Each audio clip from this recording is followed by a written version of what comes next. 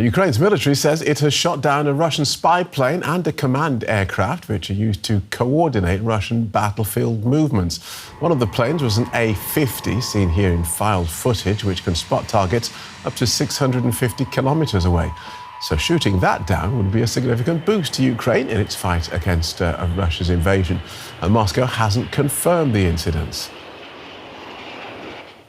Let's look at the significance of this with William Courtney. He was a special assistant to former US President Bill Clinton. He had responsibility for Russia, Ukraine and Eurasia. He's now a senior fellow at the non-profit RAND Corporation and joins us from Washington, D.C. Welcome to DW.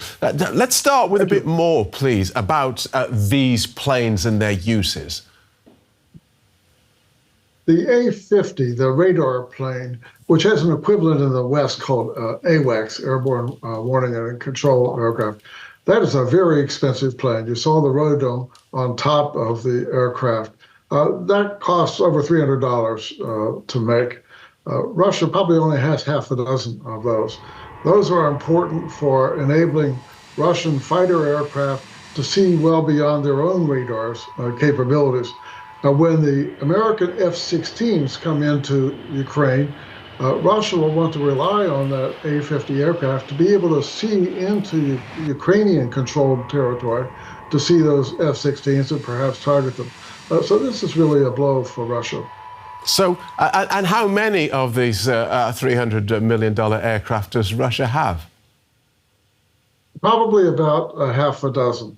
And then the other aircraft, the Il-22, which is a battle management aircraft that helps control forces on a larger battlefield, that's less expensive.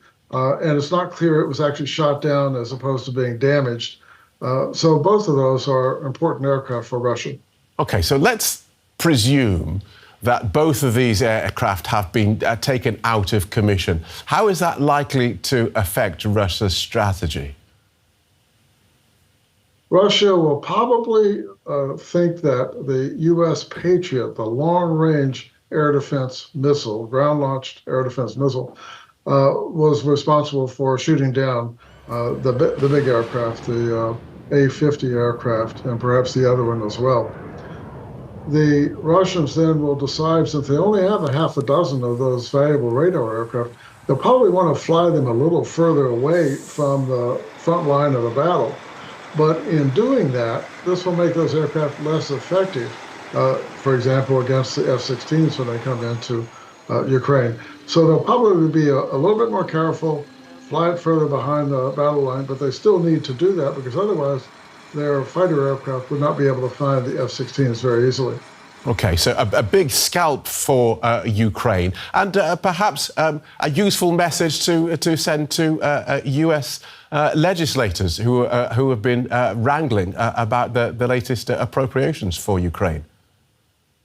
Well, for both US legislators and then also for the European Union, both of them have struggled because of political barriers, although I think in the end, both of them will end up providing the assistance. But it shows that Ukraine is still very capable in some sophisticated ways on the battlefield. So the battlefield is not totally a stalemate. In fact, it's only a stalemate on the ground in eastern southern Ukraine. But Ukraine has been very successful in driving Russian warships out of the Sevastopol, Crimea base, the home to the Russian Black Sea Fleet. And Russian aircraft and air defenses in Crimea have also been attacked. So Ukraine has made some real progress there. And one side of that is now Ukraine is exporting grain in the Black Sea to the Turkish Straits without being attacked by Russian forces. Good talking to you. Thank you so much for joining us. William Courtney, Senior Fellow at the RAND Corporation. Quite welcome. So let's see what more we can get from our correspondent, Nick Connolly in Kyiv. Welcome, Nick. So what more can you tell us about these planes? Well, it does seem that this has now happened. It was believed to happen about 9 p.m. local time yesterday night, and we only really got first confirmation in the morning and the real official confirmation from the Ukrainian officials by this kind of early afternoon. this is a game changer.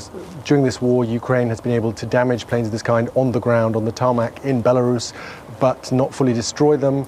These are planes that are kept away from the front lines, that are not meant to be in direct contact with threats, that have those powerful radars that allow them to stay back. So the fact that Ukraine was able to down this one plane for certain and seemingly do a lot of damage to the second, which we believe was able to land in Russia but potentially is not in a state to be repaired, is basically fatally damaged. That really is something that Russian forces were not counting on.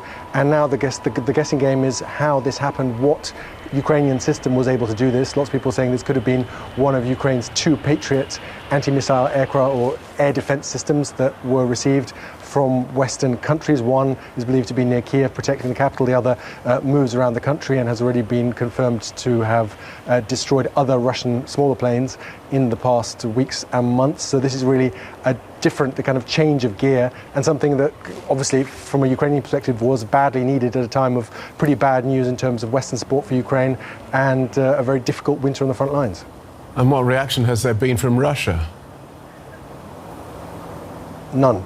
That has been the tactic all along, to not confirm or deny losses of these kind on an official level. But we've seen pro-government Russian military bloggers who basically wouldn't be able to say much without official approval confirming this. They have shared images of what looks like the damaged tail of the plane that managed to make it to that aerodrome in Russia, although it is a bit strange that we only saw a very small part of that plane and not the full plane, but they say that the crew survived and was able to get that plane down safely.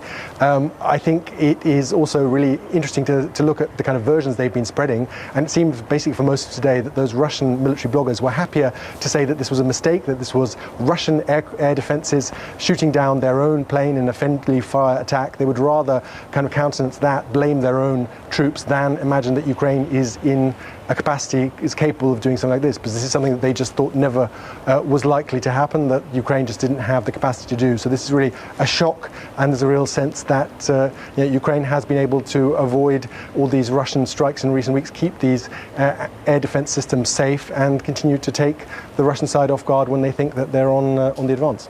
Okay, thank you for that, Nick. Nick Connolly in Kyiv.